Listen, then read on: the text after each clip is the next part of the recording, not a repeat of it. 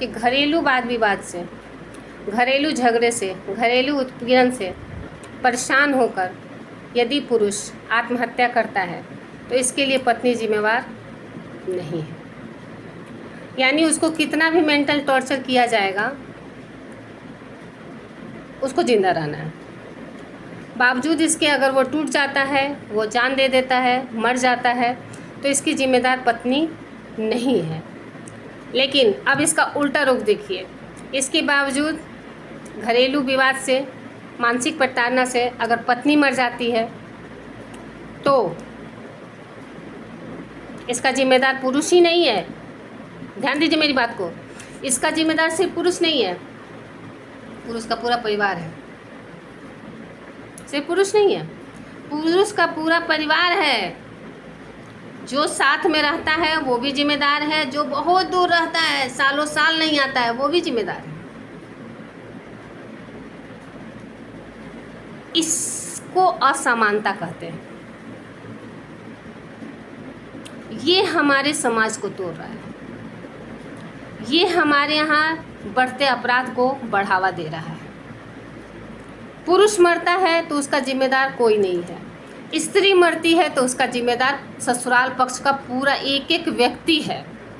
एक एक व्यक्ति पे अभियोग चलाया जाता है, धाराएं एक एक व्यक्ति पे लगती हैं।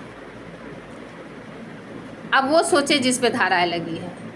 मैंने कहा ना, आप उसमें शामिल हैं नहीं शामिल हैं, आपने घरेलू हिंसा की है नहीं की है, आपने दहेज लिया है नहीं लिया है, आपने उसको प्रताड़ित किया है नहीं किया है, ये कोई मायने नहीं रखता। भले आप उसको फूल अच्छा चढ़ाते हों, भले आप उसकी कपूर बाती से आरती उतारते हों, लेकिन अगर लड़की के साथ कुछ गलत हो गया है तो पुरुष के पूरे घर वाले बंधेंगे, ये तय। पुरुष के घर वाले बंधेंगे और ये लड़की भी जानती है,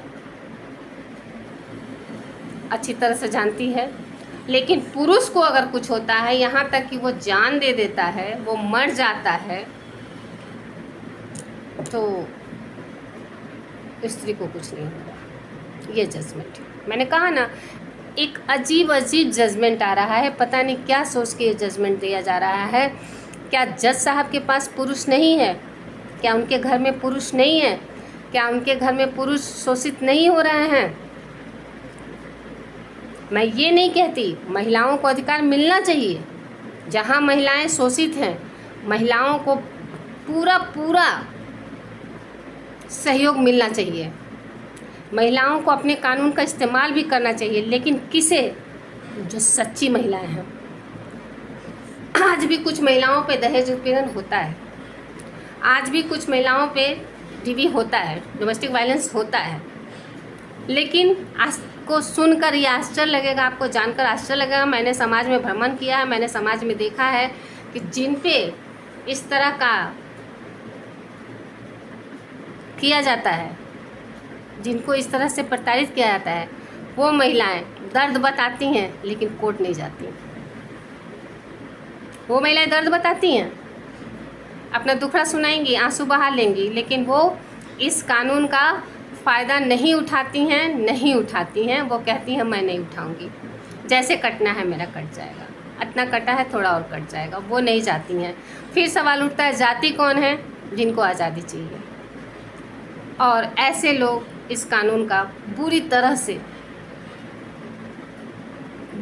से मैं कहूँगी इसका फ़ायदा उठा रहे हैं। जो कानून वाले को समझ में, बनाने वाले को समझ में नहीं आ रहा है, अभी नहीं आ रहा है, शायद कभी नहीं आएगा, क्योंकि जो बनाने वाले बैठे हैं वो बस ये सोचते हैं कि मैं ऐसा समाज में क्या दूं कि समाज का रुख मेरी ओर रहे और सारा जितना समाज का वेलफेयर है वो मेरे पॉकेट में आके गिरे, जितना मेरी कुर्सी सलामत रहे, मैं बचा रहूं।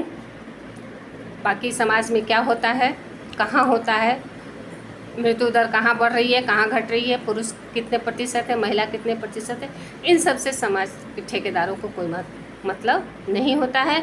उनको बस अपना स्टेटमेंट दे देना है। ये स्टेटमेंट देना है ताकि महिला का जितना भी मनोबल है वो मेरे पक्ष में रहे। इस बात को समझिए। इन लोगों की कूटनीति को समझिए, इन लोगों की राजनीति को समझिए, जो समझ में नहीं आ रहा है, और अपने ही बनाए घोंसले को अपने हाथ से बर्बाद कर दिया जा रहा है। बड़ी मुश्किल से एक आशियाना बनता है, बड़े मुश्किल से एक आशियाना बनता है, और उस आशियाने को ज़रा से दम्भ में, ज़रा से आज़ादी के लिए अगर उसको तार तार कर दिया जाता है तो आशियाना तो ढहता ही है। आप रोड पे आ जाते हैं, कहेंगे हम रोड पे नहीं, हम मायके में हैं, तो मायके भी रोड ही है, क्योंकि शादी के बाद कन्यादान हो जाता है, और दान की हुई वस्तु अगर दोबारा किसी के घर में आती है तो अवांछित कहलाती है। अगर दान की हुई वस्तु को हम अपने हाथ से छूते तक नहीं हैं, तो कन्यादान की हुई वस्तु अगर वापस लौट के अगर मायके आ जाती है तो अवांछित कहलाती है, उत्सर्ग की हुई चीज़ कहलाती है, वो रूढ़ी कहलाती है। आपको भले बुरा लगे, लेकिन अगर आपका कन्यादान हुआ है तो उस कन्यादान का मान रखिए। बाकी कहूँगी तो फिर आप लोगों को बुरा लगेगा कि शादी की है तो कृपया घर बसाइए, कृपया घर बसाइए। इन जजों के स्टेटमेंट में मत जाइए, इन सिस्टम के कहने पे मत जाइए। आपका परिवार है, आपका पति है, आपका बच्चा है, आपका घर संसार है, आप अपना घर संसार खुद रचिए, खुद बसाइए, अपनी समस्या का समाधान आप खुद कीजिए। आप देखिएगा आपकी समस्या 1 नहीं 2 दिन 2-4 दिन में अपने आप सॉल्व हो जाती है। कुछ केसों में नहीं होती है तो फिर उनके लिए कानून है, फिर जहाँ एकदम पानी सर से ऊपर हो जाता है उसके लिए कानून है, उसके लिए धाराएं हैं। ये आप ही के लिए बनी है, पुरुषों के लिए नहीं बनी है, ये आप ही के लिए बनी है। तो अगर सर से पानी ऊपर जा रहा है तो फिर आप ऐसा कीजिए, लेकिन जहाँ तक संभव हो अपना आशियाना बचा लीजिए। मैं इतना ही कहूँगी। धन्यवाद।